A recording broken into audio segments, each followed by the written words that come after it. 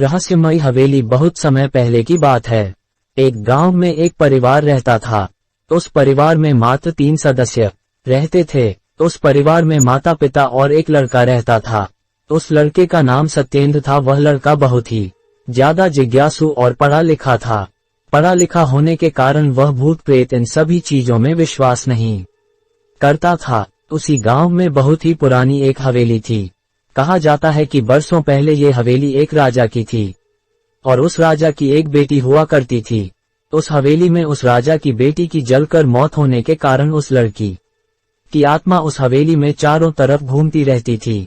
इस डर के कारण उस हवेली के आसपास कोई नहीं जाता है। वह हवेली बरसों से बंद पड़ी रहती है। वह सत्येंद्र बहुत ही ज्यादा जिज्ञासु होने के कारण वह हवेली के बारे में और बहुत कुछ जानना चाहता था। इसीलिए उसने फैसला किया कि वह हवेली के अंदर जाएगा। पर लोगों ने उसे बहुत ही रोका। लोगों ने उससे ये भी कहा कि अंदर जाने वाले लोग कभी भी वापस लौटकर बाहर नहीं आते हैं।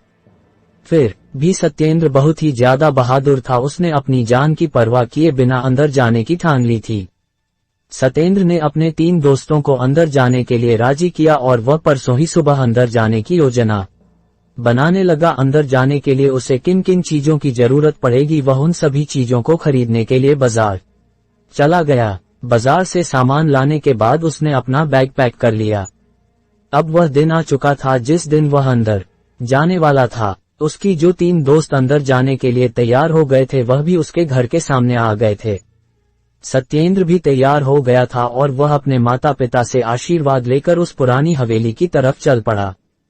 हवेली के बाहर पहुंचते ही वहां पर शुरू की हवा चलने लगी और आसमान में काले बादल छा गए और कुछ ही क्षणों में भारी वर्षा शुरू हो गई और जोर जोर से बिजली कड़कने लगी। वह बारिश से बचने के लिए हवेली में घुस गए। जैसे ही वह सब हवेली के अंदर गए वैसे ही बारिश समाप्त हो गई।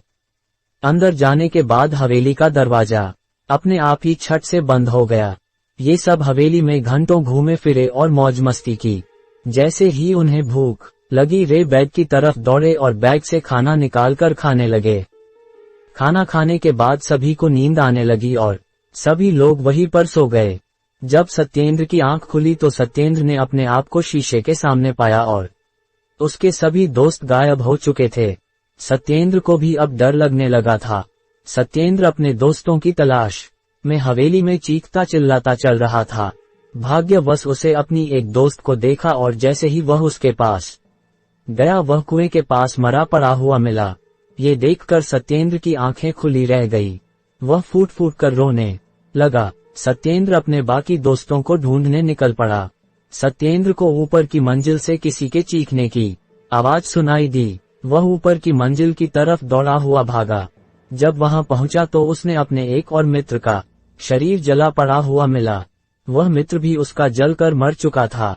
सत्येंद्र को अब कुछ समझ में नहीं आ रहा था। बस सत्येंद्र यही चाह रहा था कि वह कैसे कर बाहर निकल जाए, पर यह संभव नहीं था क्योंकि यह सभी सत्येंद्र की वजह से वहां पर फंसे हुए थे। सत्येंद्र वहीं पर बेहोश हो गया। जब सत्येंद्र की आंखें खुली तो सत्येंद्र ने अपने एक और मित्र को अपने सामने मरा पड़ा हुआ पाया। सत्येंद्र ने कुछ बुरी आत्मा से अपनी जान की भिक्षा मांगने लगा, पर वह आत्मा बरसों से भूखी होने के कारण उसने सत्येंद्र को भी मार दिया और सत्येंद्र के माता पिता बूढ़े होने के कारण उनकी भी मौत हो गई।